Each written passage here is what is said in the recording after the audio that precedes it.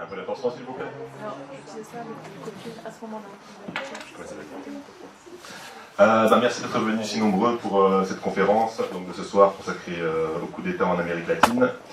Donc pour ceux qui ne nous connaissent pas, donc on est ATTAC, donc on est une association qui est dédiée à combattre la toute-puissance de la finance sur la démocratie, à redonner du sens du commun et tout ça. Et on s'intéresse beaucoup à l'Amérique latine, comme qui est à la fois le laboratoire du néolibéralisme et des alternatives au néolibéralisme. Et donc c'est naturellement que, vu l'actualité, on a voulu se pencher sur ce sujet. Donc je vais sans plus attendre donner la parole à Paul Émile, qui présentera les intervenants et qui modérera la soirée. Et donc ceux qui ne nous suivent pas encore, donc il y a notre newsletter qu'on peut s'abonner à l'arrière de la salle, ainsi que participer librement à l'organisation de la soirée. Voilà, bon débat. Voilà, merci. Bonsoir. Donc, effectivement, c'est chouette de voir qu'on est bien nombreux pour un sujet finalement qui ne mobilise pas beaucoup. Malheureusement, on va en parler maintenant. Et donc, ce soir, on a avec nous Inès Lulès, qui est une militante, mais aussi une artiste, et qui d'ailleurs, c'est son anniversaire aujourd'hui. Bravo. Très active, voilà. Et on a aussi Vladimir Scalière, qui est actif aussi déjà dans son pays, le Pérou, et qui continue ici, qui est maintenant le rédacteur en chef du Drapeau Rouge. Et moi, je suis Paul Dupré, donc j'ai ici au nom de À Contre-Courant, qui est dans la mouvance, une ONG, qui est dans la mouvance éco-socialiste, et j'ai travaillé pendant beaucoup d'années au Parlement européen dans le groupe de la gauche du Parlement européen, qui s'appelle maintenant qui s'appelait le groupe Gauche unitaire européenne avant, et donc je devais suivre les questions d'Amérique latine. Et donc je voudrais d'abord, avant tout, faire un petit peu un très bref,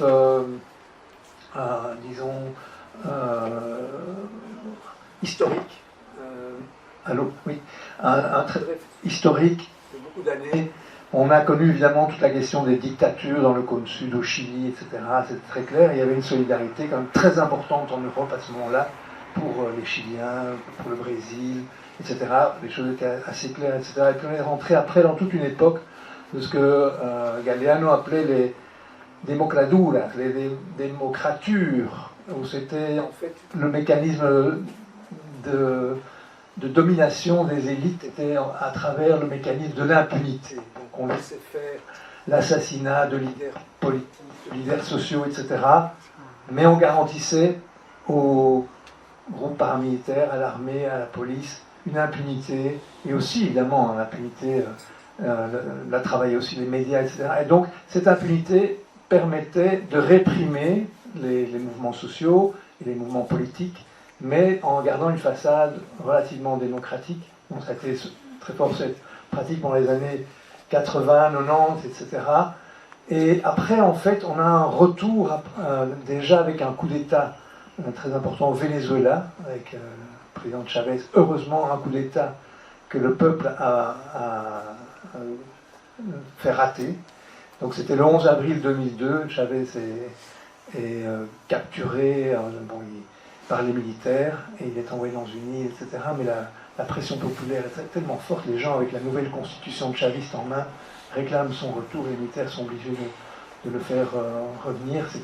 Il y a un film très, très important là-dessus, très intéressant, c'est la révolution ne sera pas télévisée, on voit vraiment tout ce qui se passe dans le palais, parce qu'il y avait une Irlandaise, je crois, qui était au palais justement pour filmer Chavez, et elle est restée avec les gens qui ont fait le coup d'État, etc. Après on a eu une période un peu plus calme, évidemment les Américains continuent à intervenir, et il y a eu avant ça l'occupation de Grenade, etc. Mais disons au niveau coup d'État, c'est relativement, ils n'osaient pas faire ça de face, etc.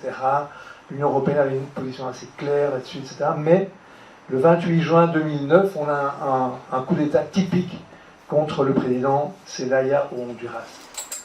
Il est capturé dans sa maison, il est chassé. C'était un libéral, mais qui jouait quand même sur la question de l'ALBA, qui se rendait compte qu'il fallait un certain nationalisme, qui était relativement solidaire avec les mouvements d'émancipation de l'Amérique latine, et qui maintenant continue à lutter. Vous savez qu'il y a un retour maintenant d'un gouvernement populaire et de gauche au Honduras, mais commence déjà à voir une forte pression destructive des Américains.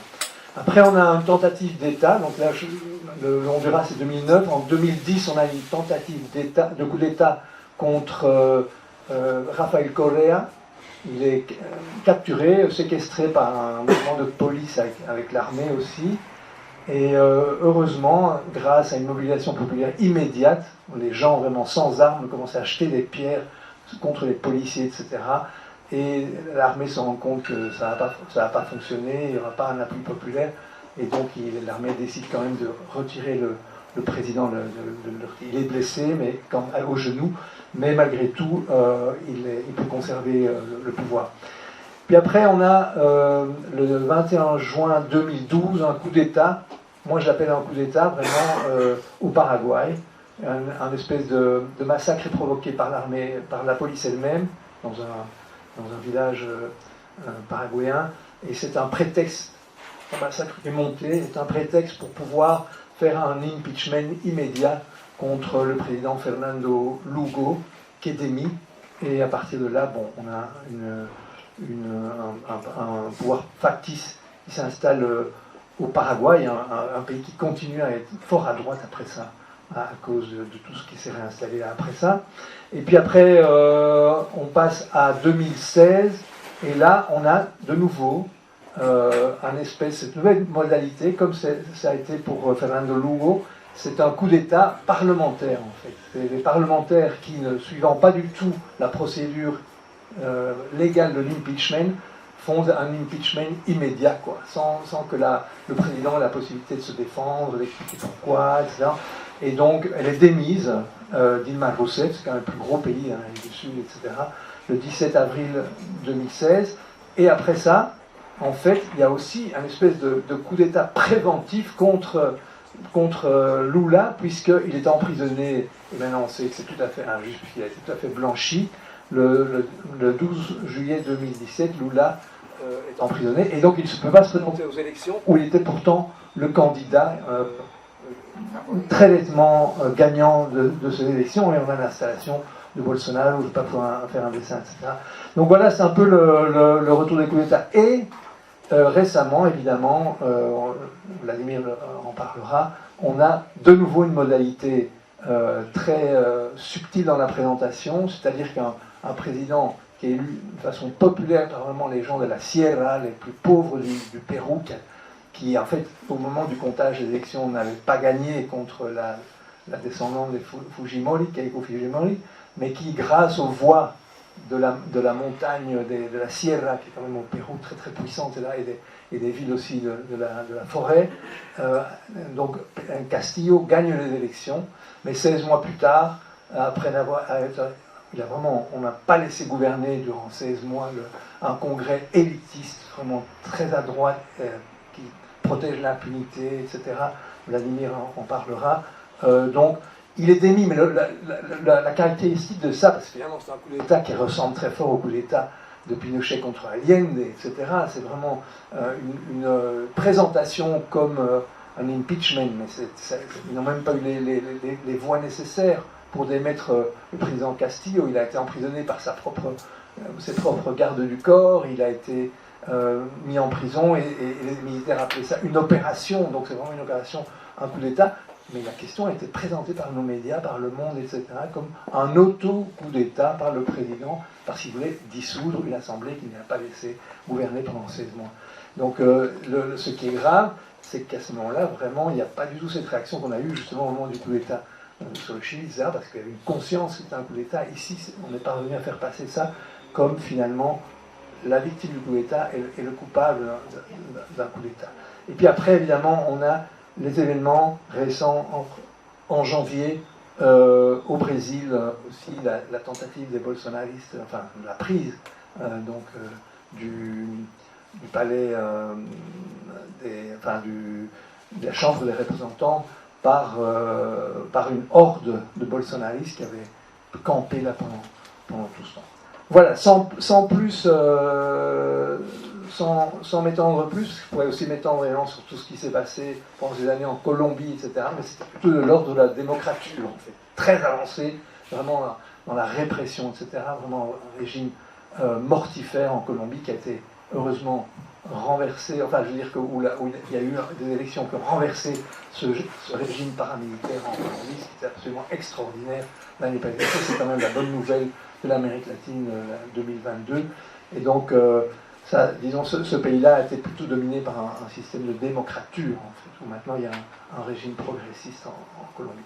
Voilà, donc je vais passer la parole d'abord. Vous aviez choisi de commencer par le Brésil, je crois. Donc voilà, Inès, prends ce micro si tu veux prendre. Je te passe la parole. Peut-être avec l'autre micro, parce que celui-là j'ai l'impression qu'il grésille un peu. D'accord, merci. Ah, il faut que je m'habitue à parler au micro. Voilà. Alors, Il faut l'allumer. bonsoir. Avant tout, merci à TAC pour cette opportunité de parler de ce qui se passe en Amérique latine. Et merci à vous tous d'être là. Merci aussi pour les applaudissements de mon anniversaire. 70 ans, 46 ans en Belgique, 50 ans d'exil. Donc voilà, j'ai vécu 3 dictatures, le Brésil, le Chili, l'Argentine, où j'ai été en prison. Et voilà que je revois un peu ma vie. J'ai dit, je ne m'attendais jamais à revivre un coup d'État au Brésil. Et pourtant, en Amérique latine, on n'est jamais à l'abri. Non, ils font des essais jusqu'au jour où ils consomment leur coup d'État. Mais cette fois, c'était une espèce de jeu d'échecs là, que l'armée a joué.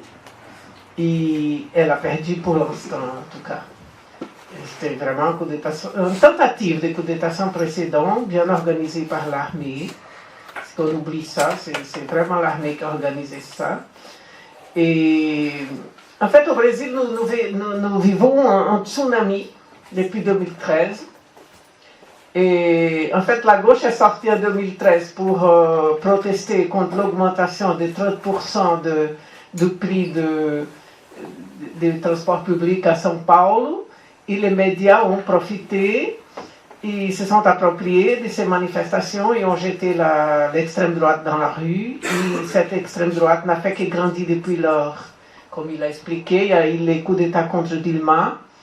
Parce que c'était un coup d'État qui est vraiment parlementaire, mais pas seulement, puisque les médias étaient derrière, l'armée était derrière, et les secteurs financiers, non? Et les églises pentecôtistes. À ce moment-là, encore un peu, mais ça a vraiment fort augmenté. C'est devenu les vrais chiens de guerre, là, j'étais dans la rue. Et en 2014, les candidats perdants, en fait, il avait nié les résultats des urnes. Il a manigancé alors ses coups d'État en 2016 contre Dilma. Ils ont tout fait pour l'empêcher de gouverner d'abord et puis ils l'ont destitué. Et je vous dis que maintenant, 6 ans après, elle a été innocentée de ce dont on l'accusait. Et Lula blanchi, donc on revient en force. Et on a gagné. Le Brésil a eu, Lula a eu 60 millions de votes, ce qui est énorme. C'est presque la moitié des électeurs au Brésil. Et Lula est revenu, en fait, beaucoup plus radical qu'avant. Maintenant, il est vraiment de gauche. Avant, il n'était pas. On peut dire que maintenant, Lula, il est de gauche. Il fait très peur. Il fait peur. Même à certaines gauches, maintenant, qui ont toujours peur des militaires. Nous avons vécu 21 ans de dictature et nous avons toujours cette marque. Ils ont été impunis. Il n'y a jamais au Brésil aucune punition contre les militaires. Et donc, voilà. La structure de cette tentative de coup d'État maintenant, elle a été méticuleusement montée, car il a eu une portée nationale. Hein? Et vraiment, c'était un truc attendu. Hein? Tout le monde savait. Ils ont fait un map, ils ont tout fait sur Internet. Tout a été fait sur Internet, sur WhatsApp. Et les gens publiaient avec des noms tout à fait ridicules. Parce que l'armée brésilienne, elle a un cri de guerre là qu'elle dit, qui ça veut dire selva. Hein, ils évoquent ces trucs partout, on ne sait pas trop pourquoi. Et donc ils ont programmé les coups d'État, ils ont changé les noms selva par Selma. qui est le nom des filles, le nom des femmes. Alors ils ont programmé la fête de Selma, où il ne fallait pas amener des enfants ni des vieux, mais bon, il y avait que ça, parce qu'ils ont utilisé les enfants comme écus et les vieux pour faire appel à l'armée. Et donc il a eu, ça consistait dans le suivant. Il y a eu une forte cooptation militaire, donc ils ont mis en place des camps avec des milliers de Brésiliens partout dans les casernes, dans les trottoirs des casernes. Ils ont monté des campements avec des structures extraordinaires où ils recevaient de la nourriture la plus chic que vous imaginez, 3 fois par jour. Ils avaient tout vraiment pour vivre heureux. Il y avait, c'était le lumpenprolétariat en fait qu'ils sont venus. Beaucoup de bandits, beaucoup de voleurs, beaucoup de toutes sortes de gens qui ont des procès en justice qui étaient là, mais aussi des militaires déguisés en civil et surtout les familles des militaires. Il y a un grand problème au Brésil aussi dans les militaires, c'est que les filles des militaires, elles ne se marient jamais pour avoir une pension militaire. Vous voyez, elles reçoivent une pension très, très bonne pour être filles de militaires, tout simplement. Alors elles ne se marient jamais, elles se mettent ensemble, elles ont des enfants, mais légalement elles ne sont pas mariées, sinon elles perdent la pension. Et les femmes des militaires aussi étaient là. D'ailleurs, la femme de l'ex-commandant de l'armée, c'était une espèce de Pinochet qui a trahi Dilma, le général Villas-Boas. C'est lui qui a menacé le pays. S'il ne mettait pas Lula en prison, il allait faire un coup d'État. Et donc sa femme était là dans les campements, elle est venue encourager les campeurs. Et donc ces gens, beaucoup étaient des églises pentecôtistes. Nous avons 30% des Brésiliens qui sont des fanatiques religieux. C'est en fait des gros business religieux qui sont venus en 67 au Brésil parce qu'ils ont compris aux États-Unis que c'était plus facile de rendre les Brésiliens fanatiques que d'aller combattre les terroristes. Voilà, c'est ce qu'il disait. C'est Carter qui a eu cette idée. Et ça a pris. Nous avons, dans quelques années, nous serons vraiment, la religion majoritaire va être les pentecôtistes.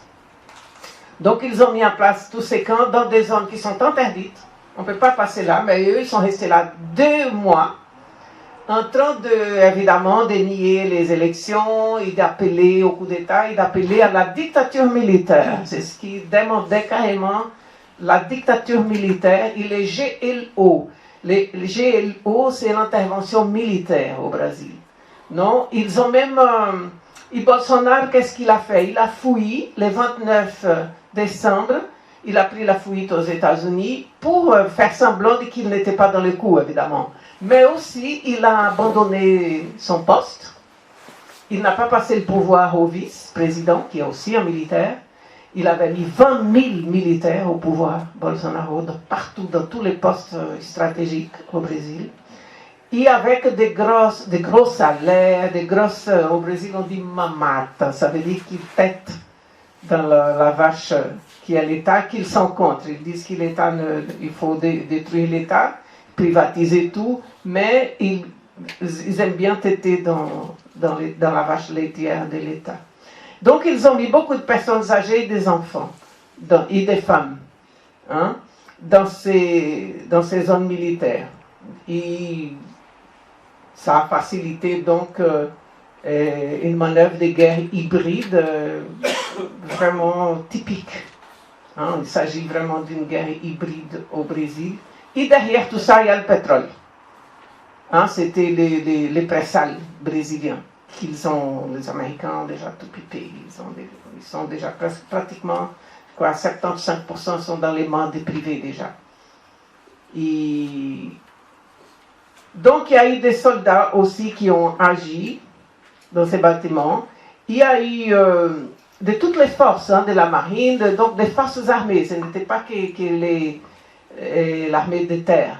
Elle qui commandait le tout, parce que c'est elle qui a l'habitude de faire des coups d'État, et de pratiquer des génocides, et de pratiquer donc la dictature, les coups d'État et tout ça, c'est la spécialité de l'armée de terre.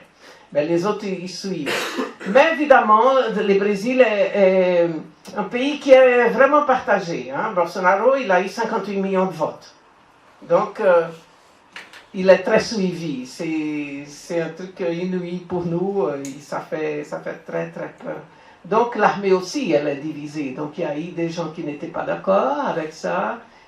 C'est ça aussi qui a empêché les coups d'État, hein, que ça marche. Parce que si les militaires étaient tous d'accord, là, on serait maintenant en dictature militaire.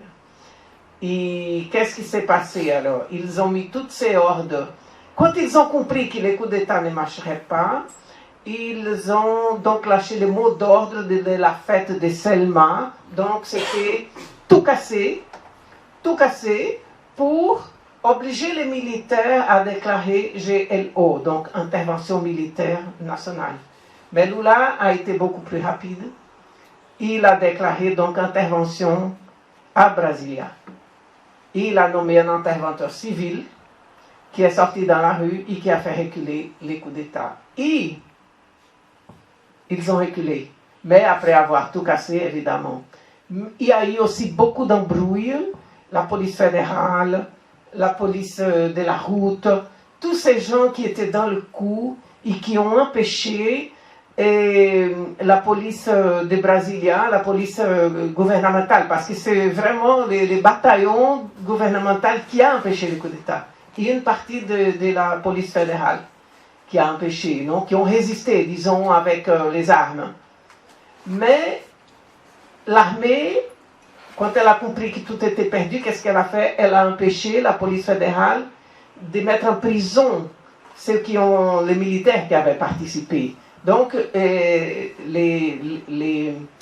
comment s'appelle, la caserne, là, les QG, les quartiers généraux de l'armée à Brasilia, qu'est-ce qu'ils ont fait? Ils ont mis des tanks dans les rues pour empêcher qu'on vienne chercher les participants militaires du coup d'État.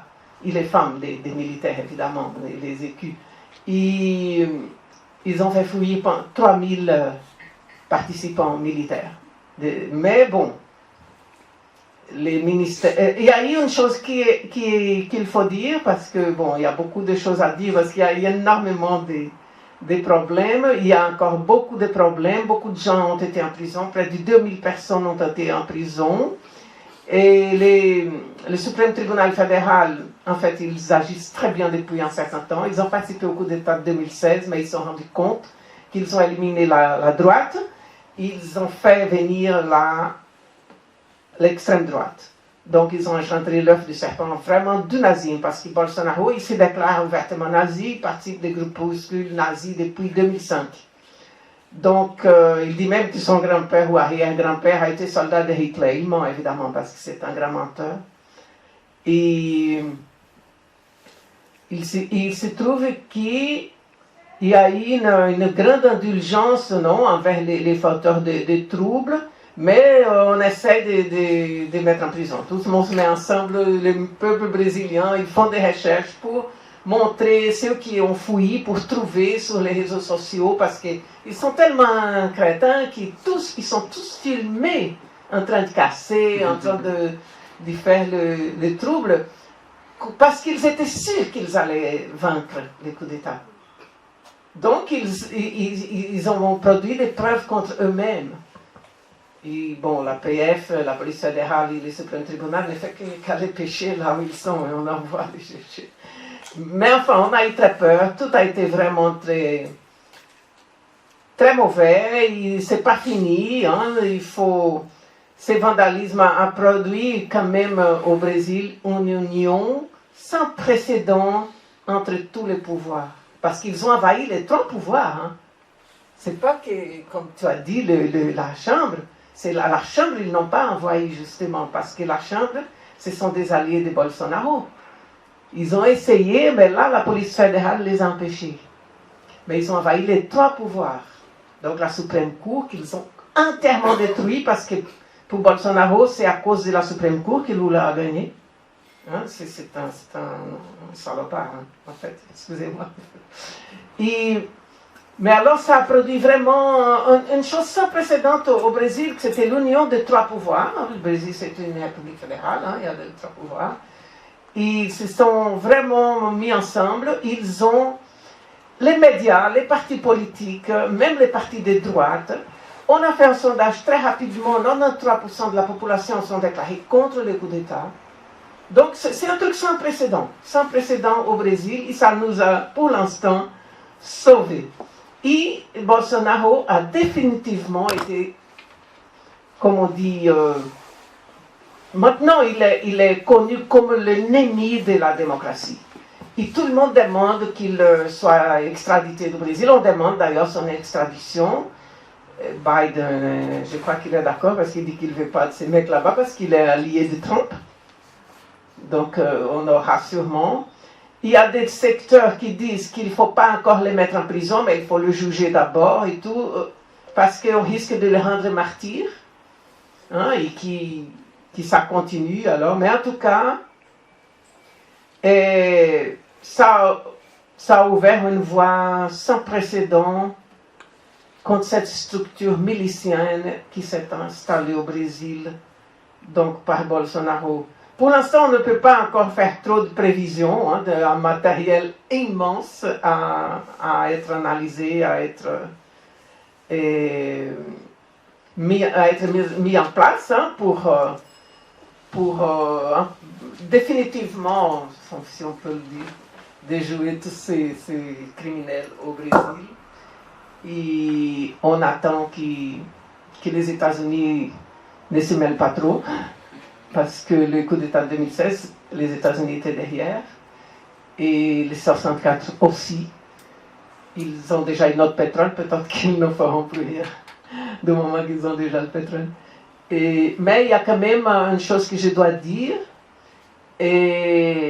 Greenwald, que vous connaissez tous, hein, c'est celui d'Intercept, qui a donc fait les dénonciations et qui est sur la question de Wikileaks. Il est en train de manigancer contre le Brésil. Il s'est mis avec l'extrême droite aux États-Unis.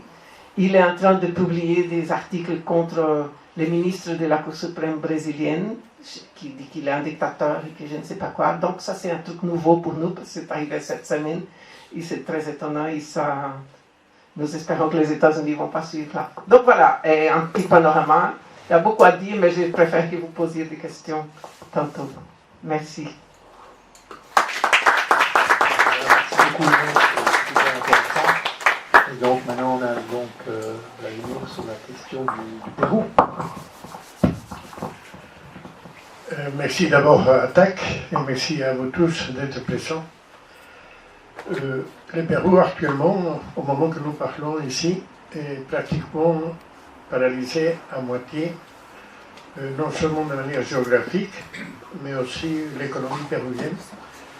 Les routes les plus importantes sont coupées, donc les accès au marché, la distribution est pour le moment très, très sérieusement perturbée. Vous avez sûrement entendu parler que Machu Picchu, le fameux site archéologique, n'est plus accessible. Et les milliers de touristes qui sont venus au Machu Picchu ne peuvent pas les visiter. Et je me permets de dire que le cas péruvien, c'est un cas assez particulier parce que n'est pas vraiment un cas classique de politique. J'ai rencontré, quelques jours après la victoire de Castillo, j'ai croisé Raoul Debo du PTB, il savait que j'étais péruvien, il m'a dit comment tu trouves, qu'est-ce que tu en penses de ces résultats? Et je lui ai répondu, en réalité, c'est plus un événement anthropologique que politique, ce qui est arrivé au Pérou. Et la répression actuelle, c'est aussi une répression que je qualifie d'anthropologique. Qu'est-ce que je veux dire par là? Et le Pérou, c'est un pays particulièrement raciste, profondément raciste. Le Pérou, c'était le centre du pouvoir espagnol en Amérique du Sud. Il a hérité une sorte d'oligarchie aristocratique péruvienne, élitiste, méprisante de la population, et que surtout ne supporte pas si quelqu'un de la population dominée puisse se permettre de contester les privilèges traditionnelle de l'oligarchie péruvienne. Je ne sais pas si ici dans la salle il y a des Péruviens, mais ils se souviennent peut-être certains, s'ils sont là, du président Juan Velasco Alvarado, il y a déjà quelques décennies. Lui aussi, c'était le premier président de gauche du Pérou. Il s'était permis de faire une réforme agraire très importante qui a donné des terres à plus de 300 000 familles péruviennes. Il avait nationalisé le pétrole, il avait rétabli relations à Cuba. À ce moment où Cuba s'était interdit d'avoir des relations, tous les pays d'Amérique latine, sauf le Mexique, avaient coupé ces relations. Des années 70. 68. Et malheureusement, il tombe très malade. Un traître profite pour faire un coup d'État financé évidemment par les Américains. Et il est mis à la porte, un coup d'État, il est décédé. Mais pour vous donner une idée, la droite péruvienne, cette oligarchie raciste, s'est arrangée pour quelques mois après aller mettre une bombe sous sa tombe au cimetière. Donc il était, si on peut dire, puni une deuxième fois pour avoir osé faire ce qu'il avait osé faire. Je vois que c'est le deuxième cas dans l'histoire du monde, parce que, je ne sais pas si vous vous souvenez, en Angleterre, il y avait le fameux Oliver Cromwell, qui était aussi un rebelle, qui avait osé faire la République en Angleterre. C'était le seul moment de l'histoire d'Angleterre qu'il y avait une République. Et qu'une fois mort, lui, il n'était pas assassiné, mais une fois qu'il est mort, une fois que l'aristocratie a repris les pouvoirs, et ça c'est très intéressant, là il n'y a pas eu de bombes, légalement, ils sont allés au cimetière, ils ont retiré son cadavre, ils ont retiré le cadavre, ils l'ont décapité mort. C'est un cas vraiment assez particulier. Et sa tête exposée, hein, évidemment, à Londres, très visible, pour que la population sache ce qui arrive à ceux qui osent contester les pouvoirs, contester les grands privilèges. Mais alors, dans le cas péruvien, il s'est fait que le Pérou c'était un pays particulièrement riche, notamment en minerais. C'est le deuxième producteur au monde d'argent, c'est le troisième des zinc au monde, le troisième des cuivres, c'est le cinquième d'or. C'est un énorme producteur de bois, de toutes les variétés, et des poissons, des farines de poissons, c'est le deuxième au monde, après le Japon. Et alors, évidemment, cela génère énormément d'appétit. Et lorsque Castillo arrive au pouvoir, c'est très symptomatique, avant même qu'il soit installé au pouvoir. Il y a deux publications européennes qui donnent la tonalité de ce qui pouvait se produire. Une, c'est Financial Times, une très importante publication anglaise, il dit textuellement que les élites péruviennes paniquent à l'arrivée d'un président de gauche et que la fuite des capitaux est déjà en marche. Quelques semaines après, le journal Le Monde français, un article aussi en disant qu'il est évident que jamais la classe conservatrice traditionnelle péruvienne va accepter l'exercice de pouvoir de Pedro Castillo. C'est une sorte d'anticipation. Alors Castillo arrive au pouvoir et automatiquement, immédiatement, le sabotage est organisé, notamment par la Société nationale d'industrie. C'est une sorte de la FEB ici en Belgique, c'est le patronat péruvien organisé avec, patronat péruvien, mais avec présence très importante d'investisseurs étrangers qui ont aussi en tant qu'observateurs, mais qui sont très actifs, et surtout au niveau des financements, qui commencent à organiser tout genre de sabotage, dont la corruption. Et la corruption de qui? Du pouvoir législatif. Parce qu'ils ont compris que Castillo, au pouvoir, président de la République, pouvoir exécutif, il y avait la possibilité de les mettre tous les bâtons dans la rue possible en tant que pouvoir législatif. c'est-à-dire contester toutes ces propositions de loi, l'accuser de 50 000 choses, ils ont organisé trois fois, dans une année, en 12 mois, 3 fois des tentatives des coups d'État, simplement des avancées du pouvoir. Alors comment ça fonctionne cet aspect de la corruption? Et ça, il y a un détail très intéressant dans lequel la diplomatie américaine est devenue vraiment spécialisée. Et c'est très, très, très curieux, parce que d'un côté, si vous voyez toutes les proclamations de la Maison Blanche, ils sont partout occupés à combattre la corruption partout dans le monde. Ça, c'est un grand discours, mais dans la pratique, ils sont les organisateurs de la corruption. Et à ces propos, j'attire votre attention sur la personnalité de l'ambassadrice des États-Unis au Pérou, qui s'appelle Lisa Kenna. Cette dame, non seulement a été pendant 9 ans une agent spéciale de la CIA, c'est-à-dire qu'elle travaillait dans le service d'intelligence américain, elle était l'assistante de Mike Pompeo, je ne sais pas si vous voyez qui est Pompeo, qui c'était une crapule, vraiment un des faucons de la politique américaine. Il était responsable de 2 pays dans des dossiers associés à la corruption, l'Irak et l'Ukraine. Et ici, parce que je ne veux pas retenir trop longtemps la parole, dans le cas d'Ukraine, il est très symptomatique constater que cette dame, je ne sais pas si ceux qui s'intéressent, qui suivent la politique ou la géopolitique internationale, se souviennent peut-être qu'à un moment donné, il y avait le président Trump qui était dans des gros problèmes avec le Parlement américain. On a essayé de pratiquer l'impeachment contre lui, c'est-à-dire de le mettre à la porte parce qu'il aurait violé la constitution du pays. Parce que quoi? Parce qu'il avait contacté Zelensky pour voir si Zelensky pouvait sortir des preuves et attaquer les fils de Biden, qui était un homme d'affaires en Ukraine.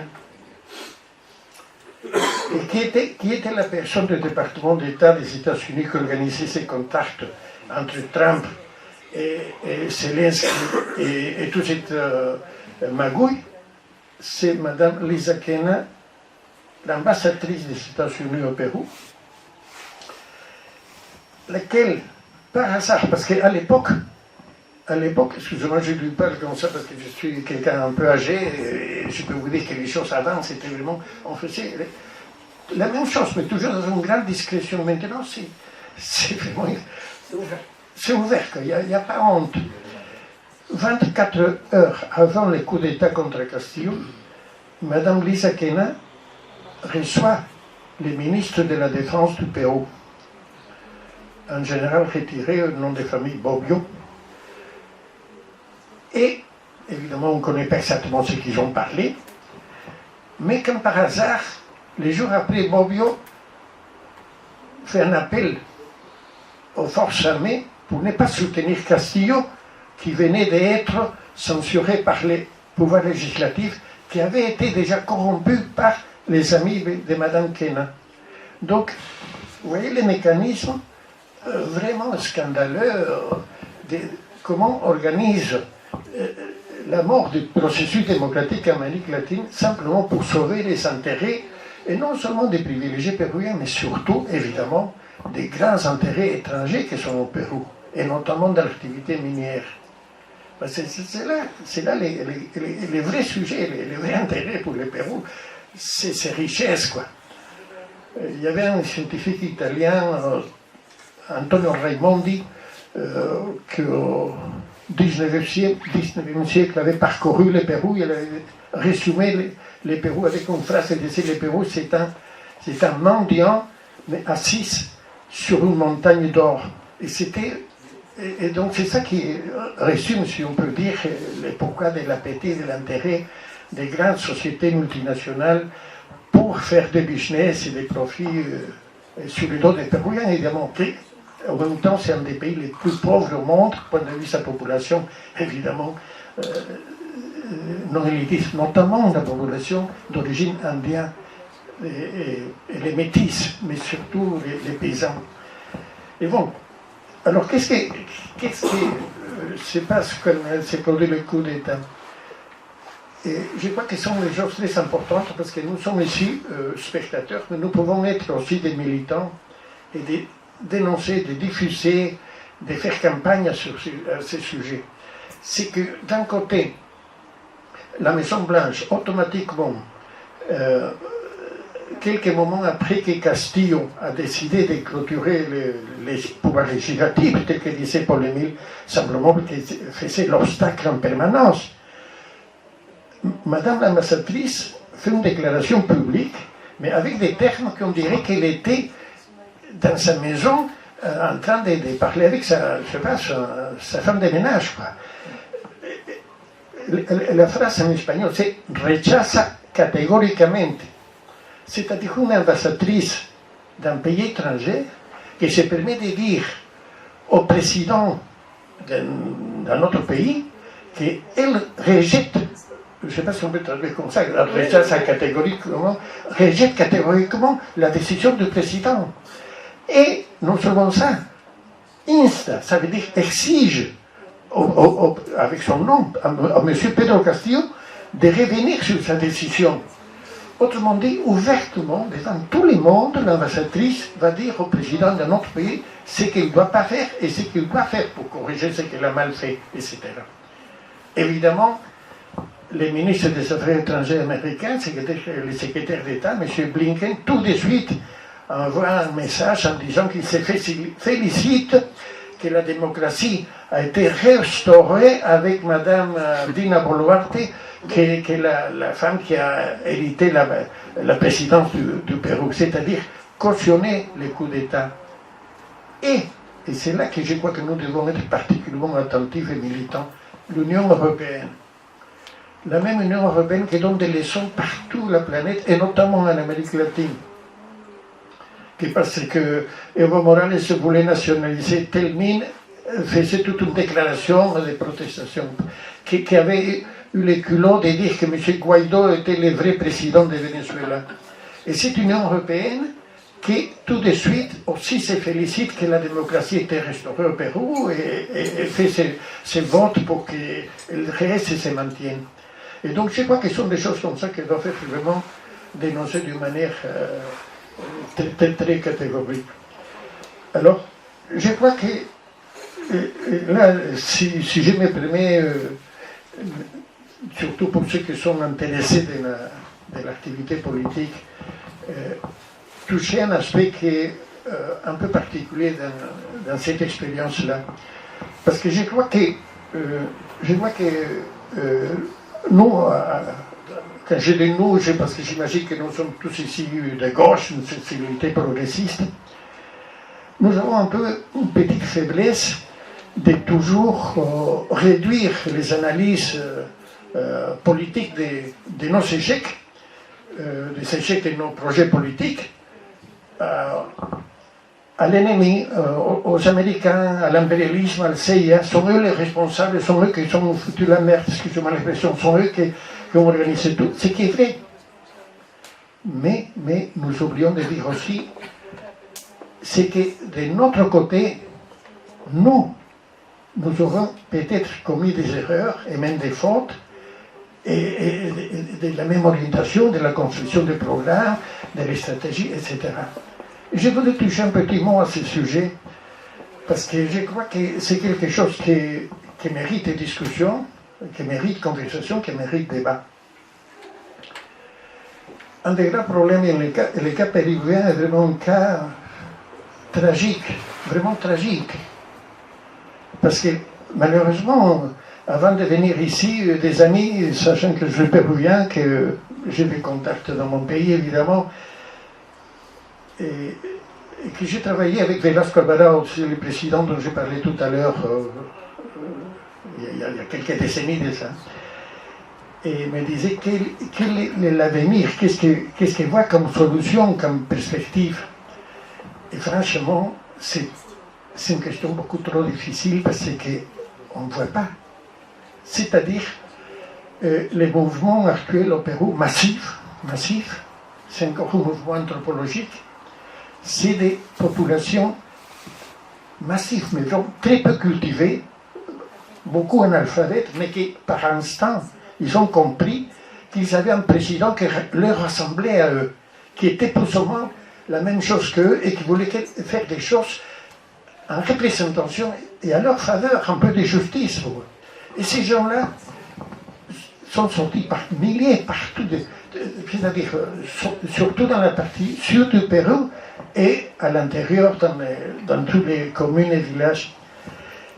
Mais il n'y a pas de force politique organisée au Pérou pour arriver à une solution politiquement rationnelle, quelque chose comme ça. Il n'y a pas un leader politique qui puisse les représenter. Donc vous savez que je reçois tous les temps des vidéos, tout ce qui se passe, et ça me rappelle des lectures des jeunes. Hein, je sais pas, vous avez peut-être lu un fameux roman de Howard Fast, un américain, Spartacus, et qui racontait la rébellion de Spartacus, qui s'est produite de manière absolument spontanée. Simplement, les esclaves, grâce à quelqu'un comme Spartacus, qui ont déferlé partout, sans le moindre préavis, sans la moindre préorganisation. Et qui, exactement, sauf que maintenant, dans la situation péruvienne, les morts, c'est déjà une cinquantaine de morts, ça va sûrement continuer à se multiplier. Et quelle issue, quelle perspective? Au point que des amis, des camarades, des gens de gauche au Pérou me disent que l'espoir, ça serait que dans les forces armées péruviennes, qu'il y avait une tradition de gauche aussi, au niveau des officiers, hein, parce qu'il y avait le général Velasco Alvarado, dont je vous ai parlé, qui, avec une équipe de colonels, une dizaine de colonels de gauche avaient pris le pouvoir et avaient fait des réformes très importantes. Mais avant, il y a eu le général Pando, comme dans d'autres, comme au Mexique, il y avait Lázaro Cárdenas, etc. Et l'espoir, ce serait que des gens des velasquistes, c'est-à-dire des gens de sensibilité nationaliste, progressiste, populaire de l'armée péruvienne, puissent faire une sorte de contre-coup d'État, ou au moins arrêter les massacres, quoi, qui sont terribles. Et alors, je vous disais, et je me permets de dire, parce que j'étais au Pérou pour les élections, pour la victoire de Castillo, j'ai discuté, et j'ai compris quelque chose qui... Dans le journal Le Drapeau Rouge, il y a plus ou moins 10 mois, à mon retour de Pérou, j'avais publié un article un peu pessimiste. Un peu pessimiste parce que j'avais constaté que la gauche arrivait au pouvoir, mais sans vraiment s'être préparée. C'était une gauche idéaliste, particulièrement honnête, mais sans préparation. Et je crois que la grande différence entre la droite et la gauche, quand ils vont accéder au pouvoir, que la droite, par définition, n'a pas assez préparé. Parce qu'en réalité, le boulot de la droite, c'est conserver les choses telles qu'elles sont. Donc, laisser la continuité. À la limite, se préparer pour continuer. Tandis que la gauche, qui se prétend comme transformatrice des grands changements, il a l'obligation, ne peut pas se permettre d'arriver au pouvoir sans vraiment s'être préparé. Et nous vivons maintenant et nous payons les conséquences, et y compris à niveau des grands programmes politiques. Par exemple, le fait que le président péruvien Castillo, c'est une personne très honnête, particulièrement honnête, un vrai leader populaire. C'est un professeur, un instituteur, qui était un homme instituteur et que ce week-end il était paysan, il avait un petit lot de terre à travailler. Vraiment sans vraiment une culture politique personnelle, disons. Mais ça, c'est pas grave, si au moins il avait une équipe qui pouvait les féconder. Dans le cas de Velasco Alvarado, vraiment, il y avait toute une équipe, y compris à l'armée. Mais ici, non, il est arrivé presque au front. Et avec des programmes particulièrement ambitieux, changer la constitution du pays. sa première campagne, la première tour des élections, c'était pratiquement les centres, si ce n'est pas tout, ça commence à changer la constitution qui était à l'origine de tous les mal péruviens. Mais changer la constitution d'un pays quand on a 19%, c'était son résultat du premier tour, c'est-à-dire 19% qui soutenaient son programme. D'abord, c'est impossible tout simplement. C'est-à-dire, une constitution, c'est l'instrument qui définit l'exercice même de la vie publique d'un pays qui ne peut pas être, disons, comme ça parce qu'on a eu une adhésion si minoritaire, et surtout que lorsqu'on parle avec les gens, communication avec les gens, beaucoup de gens au Pérou aujourd'hui, de ces masses-là, évidemment, répètent le message de Castillo de la communication. Mais il y avait des manières alternatives de faire la campagne politique avec des projets qui sont inaccessibles pratiquement, étant donné la force politique même qui est derrière. Par exemple, une chose importantissime au Pérou, c'est-à-dire la fuite des capitaux et les taxations, notamment des grandes sociétés minières. Si vous parlez aux gens, il faut taxer les grands capitalistes, les milliardaires, les riches des sociétés minières. Si vous parlez aux gens qu'il faut lutter contre la corruption et contre la fuite des capitaux, etc., ce sont des choses qui sont plus sensibles, plus facilement entendibles pour des populations comme ça, populaires, largement des masses. Et qu'après, évidemment, une fois qu'on arrive au pouvoir et qu'on voit que ces projets sont bloqués à cause des problèmes de la Constitution, là, à ces moments-là, faire vraiment la campagne de dire, étant donné qu'on fait l'initiative, je vous limite un tout petit exemple rapidement, je suis désolé si je suis un peu trop longtemps, mais imaginez que Castillo arrive au pouvoir, il dit, c'est pas normal que des grandes sociétés minières qui gagnent des milliards dans l'exploitation des cuivres, des zinc, etc., ne payent que 30% sur ces bénéfices, et encore 30% trichés, parce qu'évidemment, ils ont tout un mécanisme hyper sophistiqué pour déclarer les minimums possibles des bénéfices. Et donc, qu'est-ce que fait Castillo?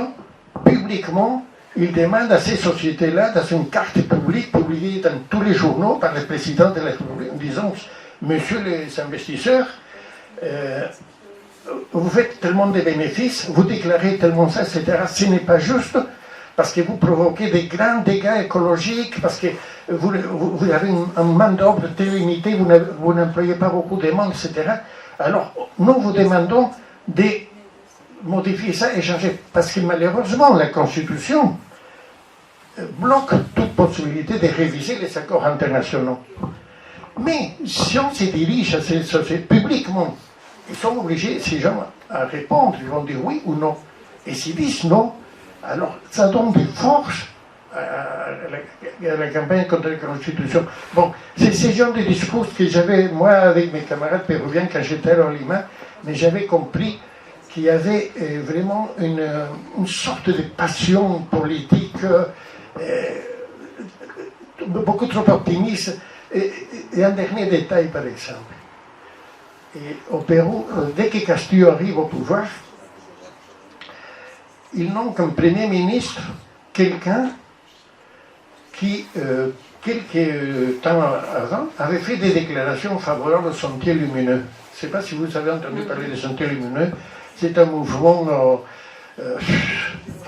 même pas Maurice, plus que Maurice, polpotiste, hyper extrême gauche, radicale, etc. Mais pas seulement ça, encore pire. Ministre des Affaires étrangères, ils n'ont Héctor Béjar, une personnalité péruvienne, très honorable, je l'ai connu personnellement, et un ancien guerrillero. Il arrive tout juste avec 1% de victoire sur Fujimori, il va présenter un ministre des Affaires en plus de 85 ans. Or, il y a plein de jeunes péruviens de 35, 45, 50 ans, parfaitement capables de faire ministre des Affaires étrangères, qui n'ont pas, donc ils donnent l'occasion, et la droite profite pour faire une campagne violente, énorme contre lui. Il est obligé, je vois que c'est le ministre le plus court de l'histoire, il a duré 19 jours comme ministre. Il a dû, et ce qui est pire, que Castillo a dû nommer un autre ministre, quelqu'un qui, en plus, malchance aussi, je connaissais personnellement parce qu'il était le consul de Pérou à Bruxelles, hein, pendant longtemps, et que je savais que c'était des droites, pro-américains. Donc, c'est des cas vraiment énormes en préparation, et que, pour moi, sont des choses que nous, à gauche, je crois que c'est un petit intérêt de cet exposé que je me permets de vous faire aujourd'hui, c'est que nous devons aussi examiner dans les échecs que nous connaissons ce que nous devons tirer comme leçon, comme expérience. Parce que ce qui se passe au Pérou est tellement grave qu'avec les contrôles médiatiques qui existent en toute l'Amérique latine, mais peut-être particulièrement au Pérou, ce qui va passer beaucoup, beaucoup longtemps parce qu'un nouveau gouvernement de gauche puisse arriver au pouvoir, étant donné que, avec ses souvenirs de ce qui s'est passé actuellement, les perspectives vont être vraiment presque dérisoires pour une deuxième possibilité. Ici en Europe, par exemple, il y a un détail qui n'est pas par hasard. Souvenez-vous de mai 68 à Paris. C'était la grande révolution, c'était les grands changements, etc., etc. Fini mai 68, 4 semaines après, il y a les élections en France. Jamais la droite a une victoire plus éclatante. Dans l'histoire des élections françaises, si vous calculez, si vous vérifiez les élections législatives après mai 68, la droite a eu les résultats les plus... jamais une majorité si totale. Pourquoi? Parce qu'évidemment, les médias ont profité tous les désordres, tout ce qui avait passé en 1968 pour ramasser énormément de gens contre tout projet rénovateur. Bon, désolé si j'ai parlé trop longtemps. Non, non, non. Très bien, mais en fait, ce qui est très bien, c'est qu'on a aussi pas mal de temps pour les questions. Donc, moi, je voulais quand même... C'est bien que tu as introduit la question de l'Europe. Je voudrais simplement quand même dire aussi qu'il y a actuellement au Pérou un énorme mouvement de résistance à la dictature qui s'installe. On a eu en Belgique, invités par les Péruviens de Bruxelles, vraiment des gens du secteur populaire qui travaillent à Bruxelles, et avec l'appui de l'ITAL, du comité Daniel Gillard, on a invité une leader aussi. Bien sûr. Et comme tu disais, c'est vraiment anthropologique, c'est une leader qui représente les Indiens de la Sierra, etc., Lourdes Huanca, qui est venue. Et puis après, les Péruviens l'ont invité, d'autres Péruviens l'ont invité, on a prolongé le billet. Et elle est allée à Madrid, elle était à Berlin, à Genève, de nouveau à Berne, etc. Et elle revient, elle va repartir au Pérou bientôt, on craint pour elle. Mais bon, elle interprète vraiment, c'est vraiment la voix de ces millions de Péruviens qui sont actuellement mobilisés pour empêcher l'installation de ces dictatures au Pérou. Donc ça, je crois que c'est très important. Il y a une répression extrêmement importante aussi. Il y a plus de 60 morts. Beaucoup de jeunes qui résistent dans la rue ont été assassinés. Et il faut dire que ce coup d'État a été validé par l'Union européenne et par la Belgique. C'est bien que tu aies introduit le sujet, parce que je voulais juste dire ça aussi. C'est que dans toute cette liste de coups d'État que j'ai mentionné avant, l'Union européenne a pratiquement validé tout. En commençant par le Venezuela, où la présidence espagnole a fait tourner un texte en validant le coup d'État contre Chavez, mais comme le coup d'État a raté, le texte n'a jamais été traduit, hein, ils l'ont mis sous la table. C'est la seule résolution du Conseil des ministres qui n'a jamais été traduite dans toutes les langues. Mais après aussi, au Honduras, l'ambassadeur ici, on a voulu installer un ambassadeur de Celaya, donc du président légitime, et l'Union européenne a traîné, il n'a pas voulu le faire.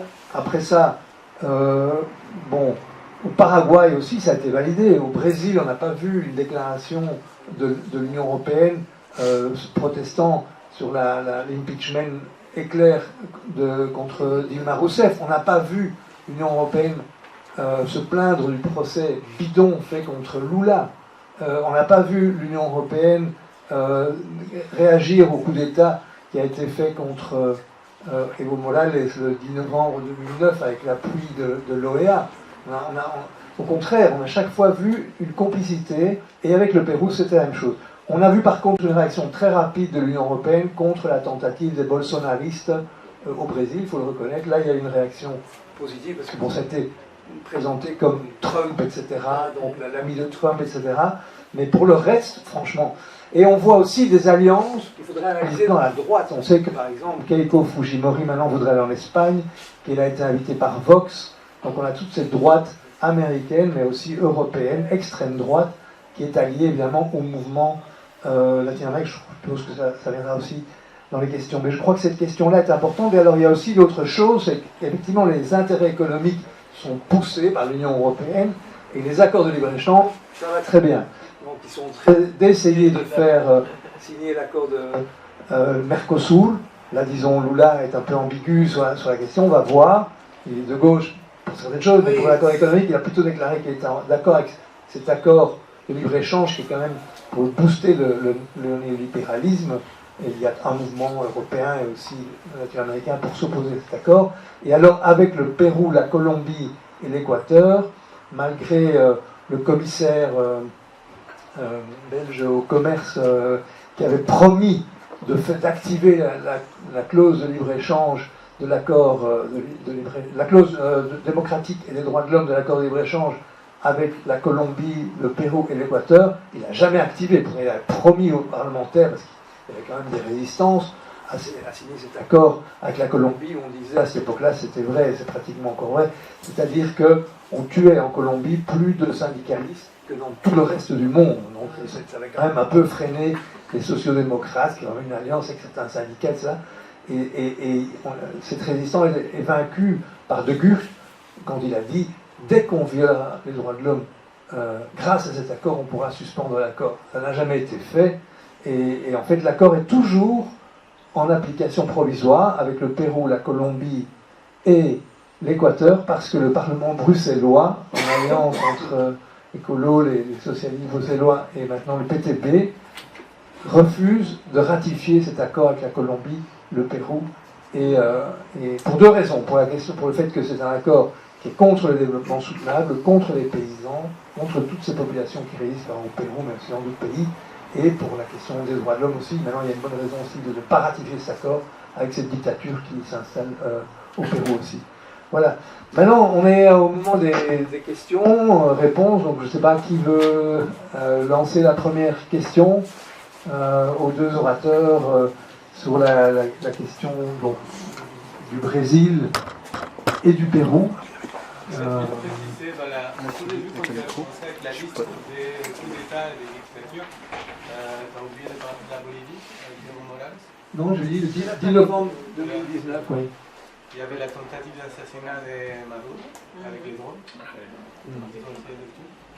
et Guaidó, qui est quand même un personnage qui a été nommé, je ne sais pas par qui, mais qui a été reconnu par tout le monde comme le nouveau président de Venezuela, alors qu'il n'a jamais été élu. Il a lâché Guaidó, il n'est plus rien. D'ailleurs, Lula dit là, que c'était honteux que l'Europe a déclaré que Guaidó était le président de Venezuela. Donc, c'est scandaleux. Mais il n'est plus rien, hein, il est destitué de son autoproclamation.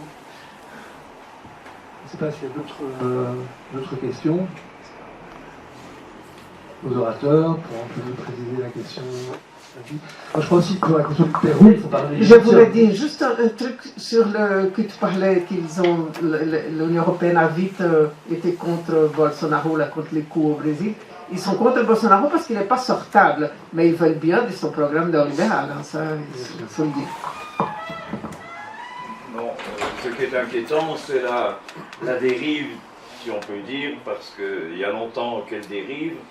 L'Union européenne a atteint le degré zéro de participation à quoi que ce soit de positif. Bon, l'imbécile de Josep Borrell a fait une espèce de métaphore en disant que nous vivons dans un espèce de jardin ici, hein, voilà, où tout fonctionne.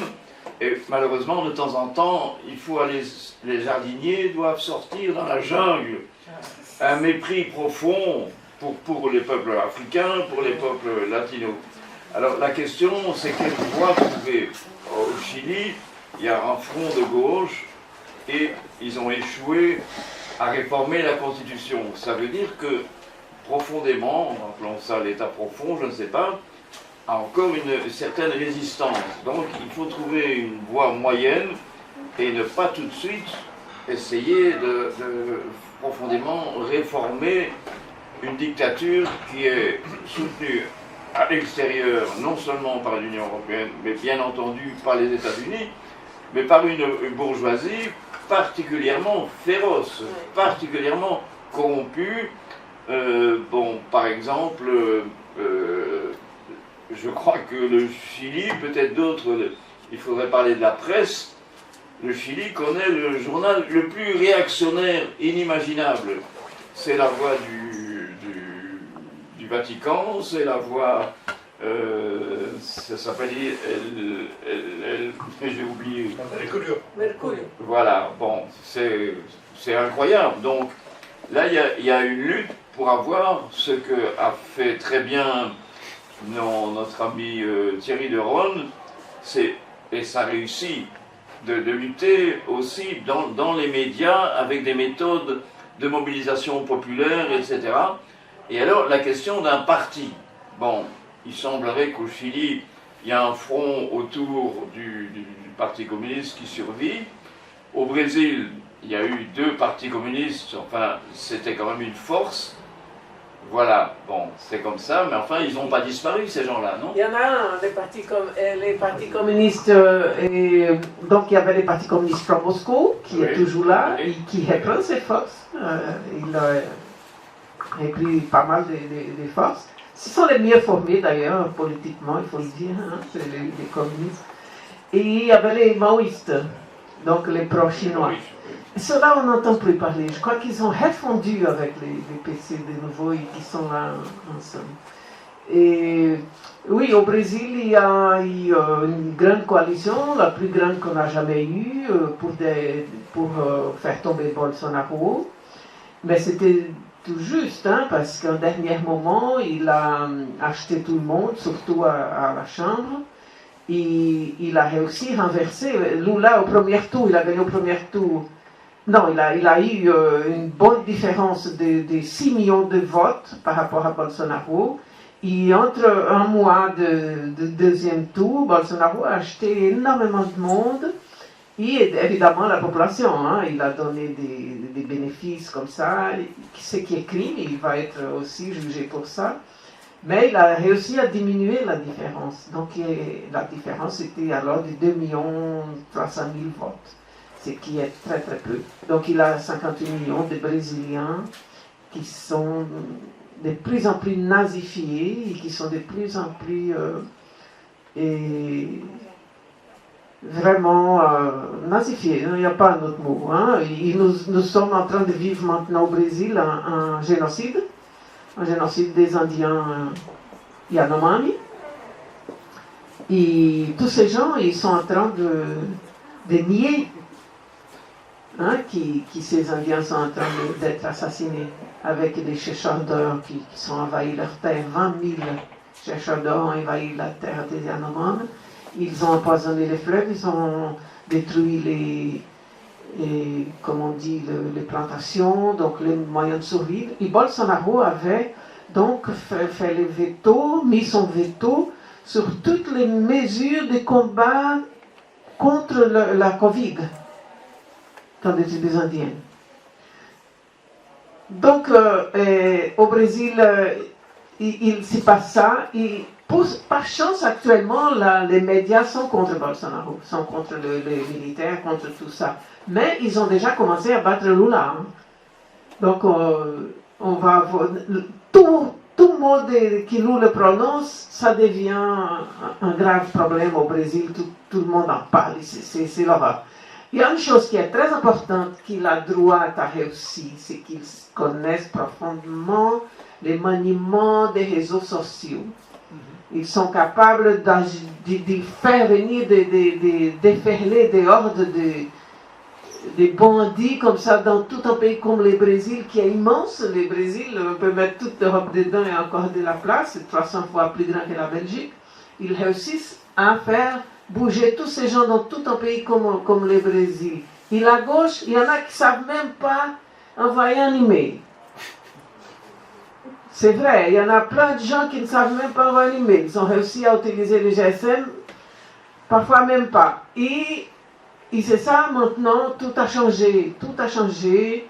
Les jeunes passent la journée collés au GSM, dans la rue, dans la maison, aux toilettes. Ils n'ont que ça. Et tout se passe dans les réseaux sociaux. C'est très rare ce qui se passe au Pérou, ce qui s'est passé en Bolivie, que les gens vont encore dans la rue. Hein? Donc, les grands exemples, c'est la Bolivie et maintenant le Pérou. Il faut suivre ces exemples-là.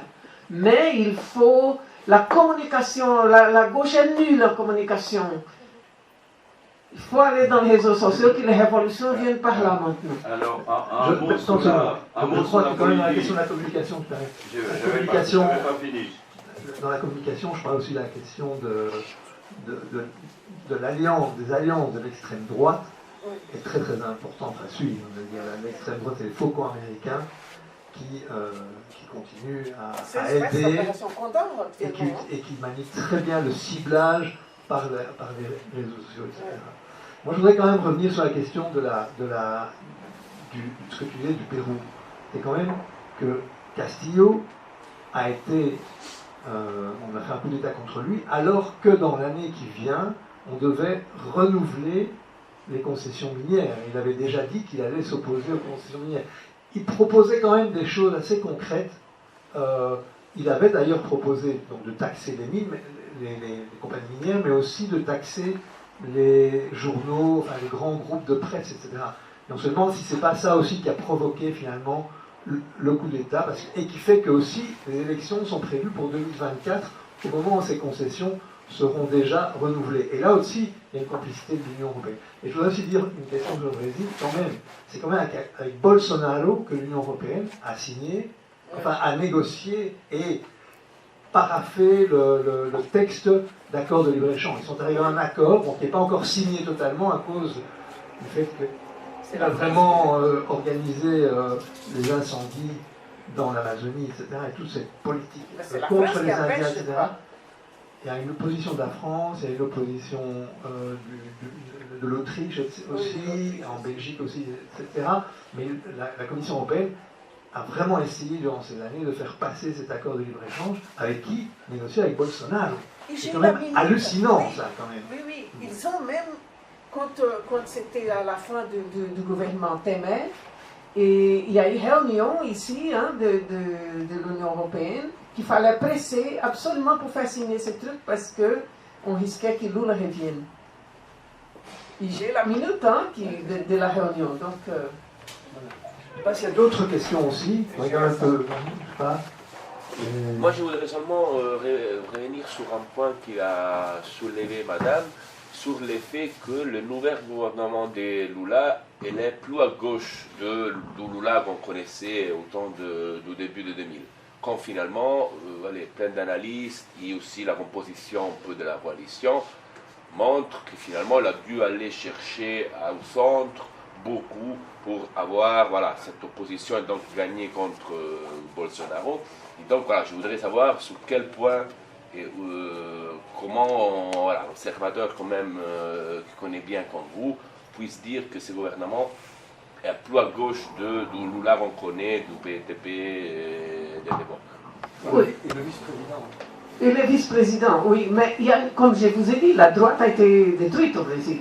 Il reste l'extrême droite. Et certains de la droite sont allés vers l'extrême droite. Mais la coalition, elle est très à gauche. Elle est très à gauche. Tous les partis de gauche sont dans la coalition. C'est déjà ça. Et ça, c'est très rare, parce que souvent les partis communistes, les PCO et d'autres partis n'y vont pas parce qu'ils trouvent que Lula était trop réformiste. Vous voyez, trop léger. Mais il faut voir ce que c'est le Brésil. Hein. Le Brésil, c'est un pays esclavagiste. C'est un pays qui a vécu 400 ans d'esclavage, 380 ans. C'est un pays qui a une oligarchie. Des 5 ou 6 qui sont les propriétaires les plus riches au monde, ils sont au Brésil. Hein. Les terres au Brésil sont immenses. Il y a 6 familles là qui sont propriétaires de tout ça. Et il y a une classe moyenne. Bon, d'abord, nous avons comme on dit, des élites qui, nous disons au Brésil, vira-latas. Ce sont des chiens galeux qui tournent les poubelles dans la rue parce qu'ils sont complètement agenouillés aux Américains. Les forces armées brésiliennes, depuis 1964, elles sont devenues complètement soumises à la doctrine américaine. Donc, et la classe moyenne brésilienne qui rêve, qui haït, elle haïsse, tous ces gens haïssent les peuples. Hein, tous. Ils détestent Lula parce que Lula, c'est le seul jusqu'à présent qui a fait quelque chose pour les peuples brésiliens après Getúlio Vargas. Okay? Donc, ces gens de la classe moyenne, qui c'est vraiment la pirate, parce que c'est eux qui soutiennent tous ces coups d'État, c'est eux qui vont dans la rue, c'est eux qui protestent contre le gouvernement progressiste, c'est eux qui essayent qui manigancent pour détruire tout ce qui fait Lula et qui sont contre absolument tout ce qu'on fait pour les peuples brésiliens.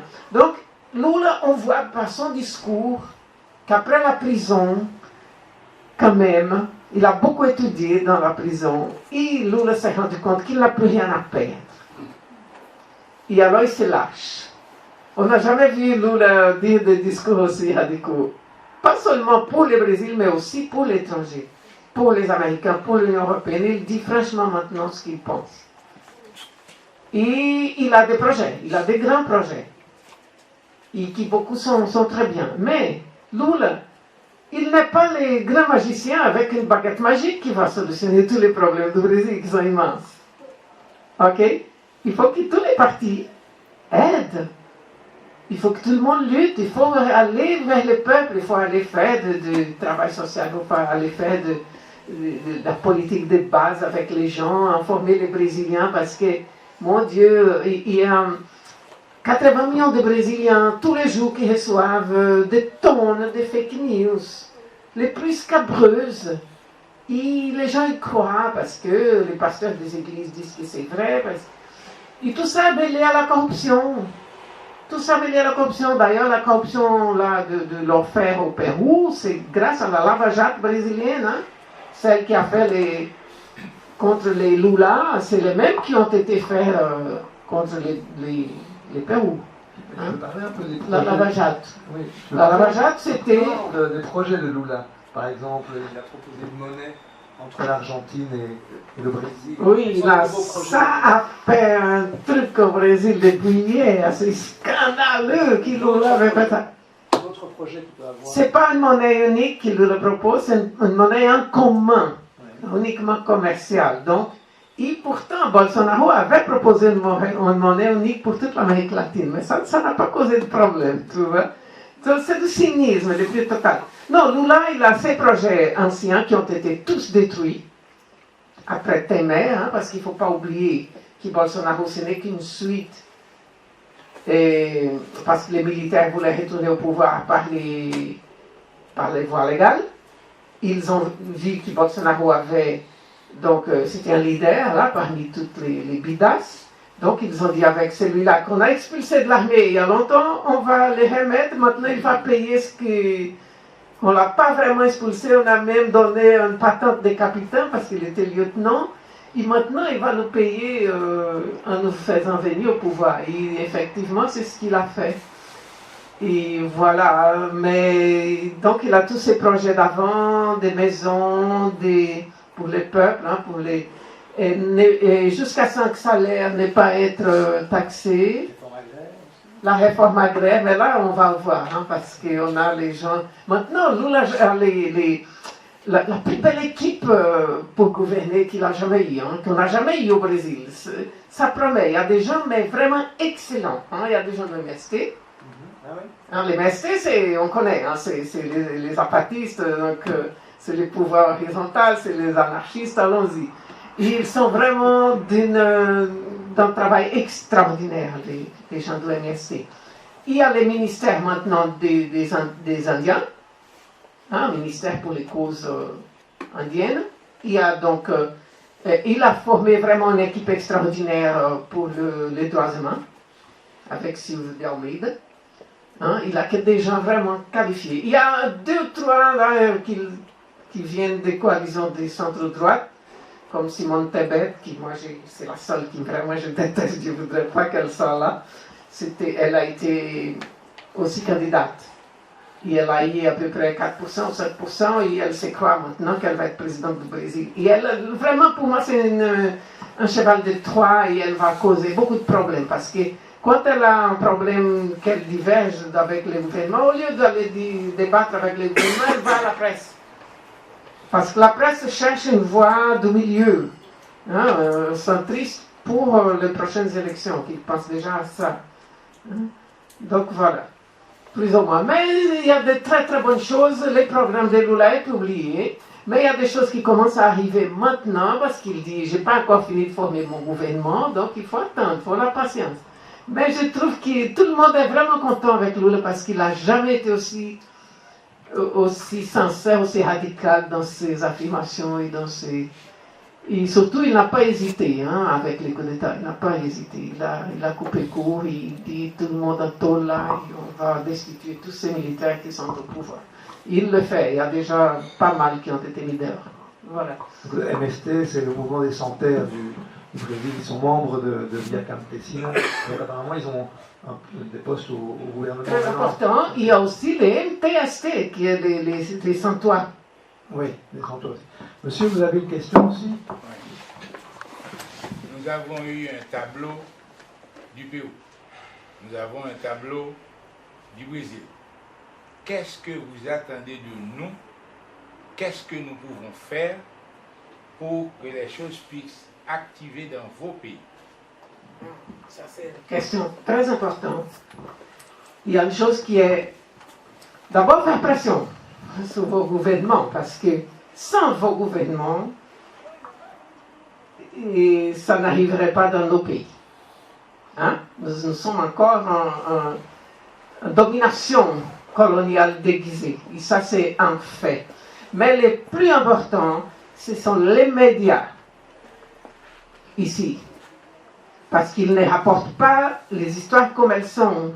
Ils sont vraiment en train de reproduire les mensonges de la presse oligarche dans nos pays. Au Brésil, il y a 6 propriétaires de la presse. Ils sont tous des milliardaires qui n'habitent même pas au Brésil. La plupart sont morts déjà. Et alors, ces gens, participent toujours au coup d'État. Je vais vous dire, il y a un journal là, qui est vraiment putschiste au Brésil, qui s'appelle La Folha, Folha de São Paulo. La Folha, elle collaborait avec la dictature militaire, elle prêtait ses voitures pour que les militaires disparaissent les camarades assassinés. Pour vous dire donc, de ce quoi ils sont capables. Donc il faut que vous vous informez correctement, que vous cherchez de l'information. Et vous savez, avec Google, vous allez dans les médias indépendants brésiliens. Il y a beaucoup de médias indépendants au Brésil. Il y en a un qui s'appelle 247, un autre qui s'appelle DCM, donc les diários do Centro do Mundo, le journal du Centre du Monde. Il y a les GGN. Ils sont faciles à trouver parce que souvent c'est des lettres comme ça. Et sinon, vous pouvez toujours demander, je vais envoyer une liste de la presse indépendante au Brésil, il y a beaucoup de journalistes qui sont d'investigation.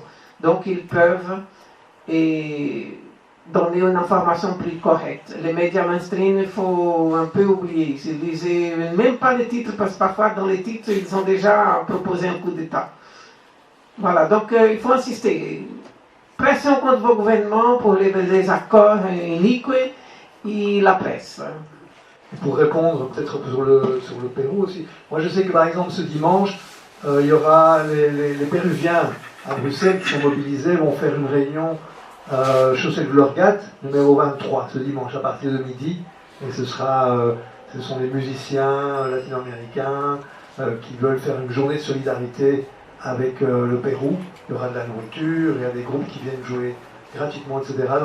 Je ne connais pas le lieu, mais c'est 23 Chaussée de Vlorgat, ce dimanche à midi. Je crois aussi qu'on peut faire pression sur les députés pour faire des questions, ou leur proposer simplement des questions parlementaires, par exemple, sur la question du Pérou, de poser la question, quelle est la position de la Belgique sur le Pérou, sachant qu'on a un clivage comme ça, social, où on a tous les Indiens d'un côté, etc., les femmes indiennes, les communautés, et de l'autre côté, une aristocratie péruvienne qui vient de faire un coup d'État. Je crois que faire des questions parlementaires, ça peut toujours, qu'on propose aux élus au niveau belge, bruxellois ou national ou européen, c'est toujours utile. Je ne sais pas que tu proposerais d'autres qu'on peut faire. Vous disiez, monsieur, qu'est-ce qu'on peut faire pour aider le Pérou?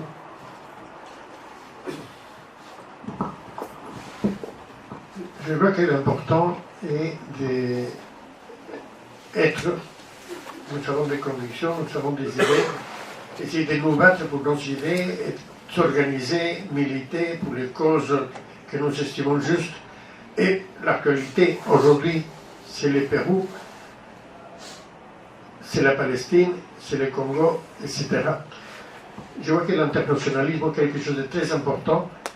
Et de ce point de vue, si je peux répondre à la question, c'est s'organiser, être actif, et dans des cas très concrets, par exemple, interpeller les autorités communales, Parlement, ministres, s'adresser, écrire, faire pression pour que les choses ne restent dans le silence quand il y a des massacres si importants.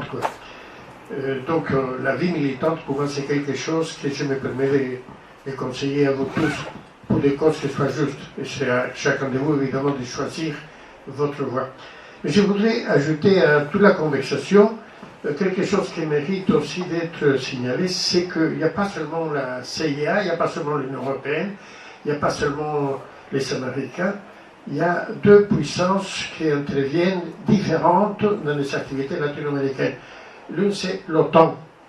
L'OTAN, par exemple, via les États-Unis, a installé une base militaire au Pérou, dans la jungle péruvienne. Il y a déjà quelques années, en proximité de la Colombie, parce qu'à l'époque, c'était les craintes que les mouvements révolutionnaires des guérillas en Colombie puissent arriver au pouvoir. Ils sont toujours là, chaque fois plus sophistiqués avec du matériel de guerre, etc. Les ports péruviens, depuis l'époque de Fujimori, par exemple, ont l'accès libre. Les bateaux américains peuvent faire comme s'ils se trouvaient à Miami, quoi, sans problème, etc. Colombie était, je crois qu'il y a même un accord depuis déjà quelques années d'association avec l'OTAN, en partenariat. C'est incroyable parce que l'OTAN, normalement, c'est l'Atlantique Nord. Et la Colombie, c'est pas l'Atlantique Nord, le Pérou non plus. Et c'est la mer de Chine. Hein. Oui, maintenant. Et donc, je crois que la question de l'OTAN et l'autre facteur très important en Amérique latine, mais beaucoup plus discret, beaucoup plus intelligent, c'est Israël. La diplomatie israélienne qui agit dans les centres de pouvoir les plus importantes, avec un réseau très bien organisé, des capacités sophistiquées, on connaît ça, etc. Je vois que ce sont des détails à retenir dans la situation géopolitique de l'Amérique du Sud. Okay.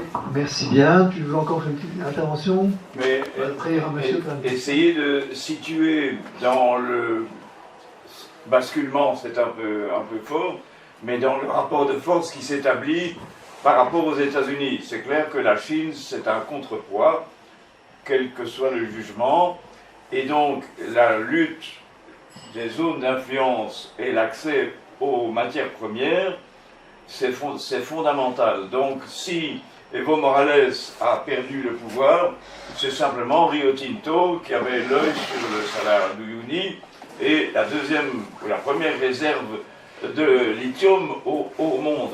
Mais c'est vrai aussi, alors, ce qui se passe au Venezuela, ils ont réussi, Maduro a réussi, il a imposé, suivant les lois du marché, son pétrole. Le peuple vénézuélien profite de son pétrole. Et ça a un effet multiplicateur en Colombie Et on suppose que bientôt, au Chili aussi, ils vont définitivement mettre la main sur leurs propres ressources, dont le cuivre. Donc il y a beaucoup d'espoir, Les médias, certainement, on peut faire quelque chose, mais aussi voir un peu comment ça évolue. Et donc, fort justement, le camarade Vladimir a dénoncé l'OTAN. L'OTAN a des vues, vous imaginez, des vues sur l'Amérique latine. Ils avaient organisé il y a 10 ans une opération menée par l'OTAN dans les métros de Buenos Aires, soi-disant contre le terrorisme, etc. Donc ils sont là derrière la porte. Et notre boulot, c'est aussi de les dénoncer pour ce qu'ils font en Europe et ce qu'ils font partout dans le monde. D'accord, on prend une autre question, monsieur. C'est pas vraiment une question, on parle de choses à pouvoir, de levier d'action en fait. Et moi, il y a 2 ans d'ici, j'ai décidé de devenir prof parce que en éducation permanente, et on a la chance d'avoir de l'éducation permanente qui est financée, subventionnée en Belgique, je vois toujours les mêmes têtes. Et honnêtement, j'adore fréquenter l'éducation permanente, mais on est dans un entre-soi. Et donc, j'ai décidé à un moment de sortir ces questions. Je milite avec le CADTM, Financité, avec le mouvement Demain, et je ramène ces questions-là dans mes cours. Alors, normalement, j'ai un devoir de neutralité, mais il n'y a rien à faire. Je fais des dossiers documentaires sur le lithium, je fais des dossiers documentaires qui ont des caractères politiques, et je parle de ça à des gamins qui ont 17-18 ans et qui commencent, et je pense qu'il y a vraiment au sein même de nos sociétés occidentales un devoir d'éducation et un devoir d'enseignement qu'on doit pouvoir porter. Donc voilà, je ne dis pas, c'est pas une question. Moi, il y a eu un moment où je me suis dit, bon, ben, c'est bien de jouer avec les monnaies locales et pouvoir réfléchir à les rapports de domination au travers des dettes internationales, mais il y a un moment où il faut pouvoir amener ça autre part que simplement dans l'éducation permanente, et c'est comme ça que j'ai décidé de le faire à un moment, et donc je vais continuer à alimenter la construction de cours en continuant à fréquenter. C'est d'autant plus important que l'extrême droite, c'est une internationale. Hein. Ils sont en train de former une espèce d'opération Condor 2. Hein. Ils se mettent tous ensemble là pour manigancer contre tous les pays. Surtout, oui, tu dis que les États-Unis, il ne faut pas... Oui, mais ils sont là-dedans tout le temps. Hein. Les questions du Brésil, c'était Steve Bannon qui a instruit Bolsonaro tout le temps. Depuis 2016, il est là. Sur les médias sociaux, oui. Et des financements aussi. On a repéré sur WhatsApp des milliers de financements qui venaient des États-Unis. Et par exemple, maintenant, on essaie de réglementer les médias sociaux au Brésil, qui évidemment, on dit que c'est de la censure, qui gna gna et qui gna gna.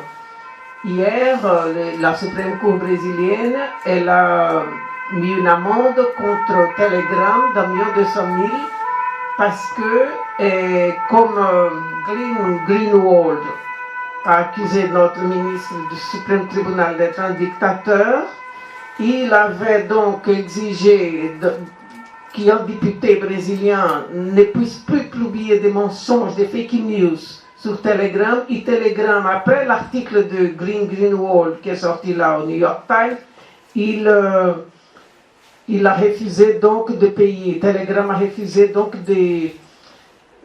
d'interdire les fake news du député. Et alors, on a ce genre de trucs qui arrivent, donc une intervention de Greenwald au Brésil. Donc, il ne faut pas croire qu'ils sont si innocents que ça. Donc, l'Europe a tout intérêt à éduquer les gens. D'abord parce qu'on a changé l'histoire de la Deuxième Guerre mondiale. Le nazisme est en train de repousser ici comme les œufs des serpents, on les a pondus partout, surtout à la maison, je dis toujours la maison de l'histoire européenne ici, au Parc Léopold. C'est une honte, ce bazar. Il s'est visité par des écoliers, des centaines de milliers d'écoliers qui viennent visiter cette histoire, alors, vraiment raconter, pour laver la cervelle des gens. Donc, vous avez intérêt à empêcher que ce nazisme revienne parce qu'on a déjà eu une tentative de coup d'État en Allemagne. Hein? Ils étaient en train de planifier une tentative de coup d'État en Allemagne. Nous avons 94 néo-nazis qui ont été élus en Allemagne. L'Allemagne maintenant déclare la guerre à l'Ukraine. Donc, vous avez tout intérêt à aider le Brésil parce que le Brésil a été un exemple maintenant de casser l'arrivée de l'extrême droite, donc néo-nazi, de l'extrême droite néo-nazi. Donc vous avez intérêt à éduquer les gens à aller chercher l'histoire et pas la recevoir. Moi je crois que c'est très important, ce que dit monsieur aussi, c'est qu'on peut, chacun d'entre nous, là où on est, on peut, bon parfois évidemment les professeurs ont une possibilité plus grande que d'autres, mais dans les syndicats, dans les lieux où on se réunit, avec nos députés, nos élus, on peut toujours faire quelque chose pour informer différemment et reporter ce que vous avez entendu ici, parce que franchement, la société belge, les gens pensent qu'il n'y a pas eu de coup d'État au Pérou, par exemple. Tu voulais poser une question, Jean ? Moi, juste rapidement pour compléter la question de monsieur sur l'orientation politique de Lula. Je veux bien entendre qu'il y a des éléments encourageants dans le gouvernement de Lula, dans le programme et la composition du gouvernement, mais il faut quand même reconnaître que globalement, les pays occidentaux, les États-Unis et l'Union européenne, à l'inverse d'autres situations en Amérique latine, là, ils n'ont pas du tout soutenu le coup d'État des pro-Bolsonaro. Et voir pendant la campagne, Macron et Biden, ils ont plutôt envoyé des signaux qu'ils préféraient Lula à Bolsonaro. Et donc, pour poser la question de façon un peu provocante, est-ce que Lula, c'est vraiment un danger pour le capitalisme international? Oui, maintenant, il devient un danger parce qu'il a déclaré qu'il allait taxer les riches. Il a déclaré qu'il allait taxer les riches et ça risque d'être sa croix parce que ça a causé un tollé. Là. On n'a jamais taxé les riches au Brésil. Et comment on explique cette différence entre la réaction internationale avec Lula et avec les autres C'est parce que Biden n'a pas intérêt à que Bolsonaro soit au pouvoir au Brésil parce qu'il est allié de Trump, tout simplement. Et comme l'Europe suit les États-Unis, alors ils ont été contre. Mais bon, Bolsonaro a offensé pas mal de monde. Donc Macron les déteste. Et Macron a dit, s'il vient en Europe, je vais les chasser partout. Donc, mais c'est surtout parce que Biden ne veut pas que Trump revienne. Il ne faut pas oublier que Trump a eu 80 millions de votes aux États-Unis. Hein? Et il ne veut pas de Bolsonaro parce que c'est un allié de Trump. Et le Brésil, c'est le plus grand pays de l'Amérique latine. Il ne faut pas oublier ça, qui fait frontière avec presque tous les pays. Une extrême droite qui monte au Brésil, elle peut envahir partout. Le Brésil a intervenu dans la tentative d'attentat contre Maduro. Le Brésil de Bolsonaro, ils ont participé au coup d'État en Bolivie. Et ça ne m'étonne pas qu'ils aient participé aussi au Pérou. Parce que le Pérou, il y a une grande responsabilité de la Lava Jato, cette opération-là, anti-corruption, là, qui est un vrai bidon, là, qui a été déjoué par l'Intercept, justement, des manigances. Donc c'était l'enfer contre les gouverneurs latino-américains. C'est des nouveaux coups d'État viennent avec de l'enfer. On accuse de corruption, on fait des procès bidons, comme on a fait au Pérou, qu'on a fait au Brésil, qu'on a fait dans beaucoup de pays. Donc voilà. Peut-être que c'est une lecture assez intéressante, c'est vraiment très conjoncturel. Mais c'est vrai que par exemple aussi en Colombie, ils ont laissé monter Petro, alors qu'on pensait aussi que les États-Unis allaient intervenir pour empêcher une personne qui s'est déclarée de gauche, etc. Et qu'effectivement, l'alternative à Petro, c'est quand même Duque et des candidats proches qui ont appuyé aussi Trump ouvertement. Donc peut-être que là, il y a Biden, qui est quand même très à droite, voit quand même qu'il ne doit pas appuyer les amis déclarés de Trump. Mais voilà, c'est peut-être un point important. Voilà. Je voudrais demander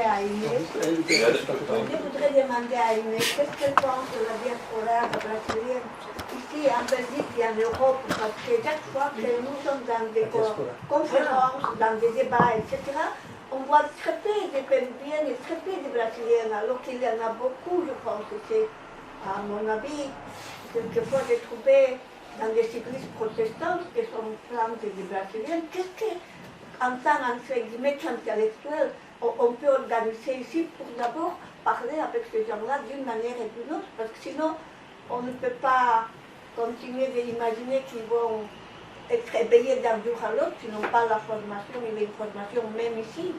Oui. Avant de répondre, je prends l'autre question aussi. Oui, mais ça me pas que ça va voir. Moi, je voulais revenir un petit peu sur la question des alliances au niveau de l'Amérique latine. Est-ce que là, on a joué un rôle pour les alliances au niveau de l'Amérique latine avec cet invitat? Il y a eu un soutien de plusieurs gouvernements qui ont dénoncé le coup d'État en... Oui, Lula, il va revenir avec tous les projets qu'il avait avec l'Amérique. Hein, il a déclaré ça maintenant, il y a eu la grande réunion de CELAC. Il a déclaré qu'il va revenir, qu'il va remettre tout ça. Lula est un grand leader. Hein. Il est aimé vraiment, et on a vu en Uruguay, il a été, c'est extraordinaire. Il y avait une quantité de gens dans les rues pour Lula. Donc, les gens mettent un espoir énorme sur Lula aussi. Hein. Donc, c'est ça très lourd à porter. Parce qu'il n'a pas de baguette magique. Non, mais il a des alliés. Mais il a des alliés très forts. Je pense qu'il va suivre une voie très importante maintenant, justement parce que tout le monde au Brésil s'y rend compte qu'il est devenu beaucoup plus radical, qu'il n'a plus rien à perdre, je crois. Il va sur une voie qui peut être dangereuse, mais qui est plus radicale. Donc, il ne faut pas oublier qu'il y a la coalition, et il y a beaucoup plus de partis de gauche, il y a des gens de droite, mais le président, c'est lui. Donc, c'est lui. Et elle a demandé à propos de la diaspora brésilienne, écoute, nous avons un groupe ici, nous organisons pas mal de choses, et on a beaucoup agité ici pendant la prison de Lula, les coups d'État et tout ça. Hein. On a organisé, et on organise encore pas mal de campagnes avec les parlements, avec d'autres associations ici. Seulement que la plupart des Brésiliens ici sont bolsonaristes. Donc, avec les fascistes, il n'y a pas de dialogue. Je suis désolé. Et quand c'est des fascistes pentecôtistes, alors là, c'est la merde. Il n'y a pas moyen. Non, avec les fascistes, on combat. Hein, il n'y a pas une autre chose à faire. Il faut les combattre. Parce qu'ils ont la tête tellement lavée dans les églises. Ici, il y a 27 églises brésiliennes pentecôtistes. C'est des pasteurs qui prennent l'argent des pauvres. Hein, ce n'est que ça. Ils lavent la tête des gens. Les gens croient au kit gay. Vous avez vu pourquoi Haddad a perdu en 2018, pourquoi Bolsonaro a gagné? Parce qu'il a dit que la gauche allait mettre des kits gays à l'école, donc obliger les enfants depuis la crèche à être gays. Hein, gay, pas dans le sens français, mais homosexuel. Et c'était le kit gay et la mamadeira de piroca. Je ne sais pas si vous avez entendu parler, c'était un biberon qui était un pénis que la gauche allait distribuer dans toutes les crèches au Brésil. Et les gens ont cru ça. Hein, donc, des fausses, des fake news, mais les plus idiotes, Tiff et Teuf, là, tu sais, les bandes dessinées belges, donc on allait apprendre aux enfants à avoir des rapports sexuels dans les crèches. Donc, ils utilisent beaucoup les crèches. Ils ont beaucoup de pédophiles dans le bolsonarisme. Hein. La plupart des pédophiles qui ont été en prison au Brésil sont bolsonaristes. Ils sont tous devenus, hein, parce que Bolsonaro a attrapé vraiment toutes les lumpen prolétariat. C'est Louis Bonaparte, hein, avec ce...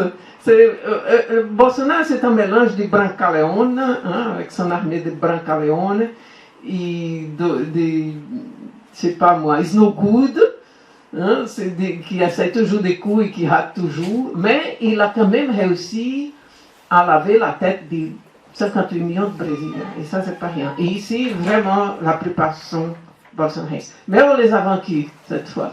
On l'a gagné dans le monde entier. Toute la diaspora s'est mise ensemble. On a vraiment fait beaucoup de manifs partout. Il n'y a que 3 pays où Bolsonaro a gagné. C'était Mozambique, et Israël, et ou autre pays, je ne sais plus, un autre pays. Ça, et voilà, dans tous les restes du monde, on a gagné. Moi, je voudrais défendre un petit peu ce que font les Péruviens à Bruxelles. Quand même, les Péruviens de Bruxelles se sont cotisés pour faire venir Lourdes Huanca. Ils ont payé 50, 60, etc. Il est arrivé ici. Il y a eu des articles dans le Soir, il y a eu des interviews. Je ne crois pas que ça arrive dans d'autres pays. Donc ici, les Péruviens sont beaucoup bougés. On a pu les faire bouger dans d'autres pays d'Europe, mais c'est à partir des Péruviens de Bruxelles que ça s'est fait. Ils ont été au Parlement européen On avait 5 manifs. Oui, on a fait des manifs. On a fait plein de manifs. Et on va encore en faire. Il y aura cette journée de dimanche. Il y aura la journée aussi au Sons. On va faire une journée le 26, un concert le 26 février aussi, où les artistes vont jouer en faveur de la résistance au Pérou. On est en train d'en discuter pendant la conférence. Voilà. Donc il y a des choses qui sont... Et à cause justement de cette invitation et du lobby qu'on a fait au Parlement européen, il y a une délégation du groupe de la gauche qui va voyager le 2 février, qui va aller sur place s'ils les laissent rentrer, etc.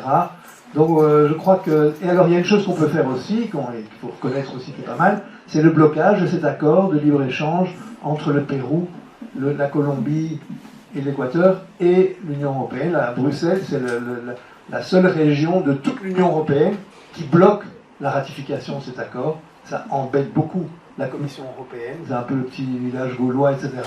Et voilà, c'est aussi grâce au fait que des mouvements de droits de l'homme, etc., chaque fois qu'ils veulent mettre cette question à l'agenda, écrivent aux députés pour dire vous ne pouvez pas signer parce qu'en Colombie on assassine, parce que c'est mauvais pour les paysans, parce qu'au Pérou il y a un coup d'État, etc.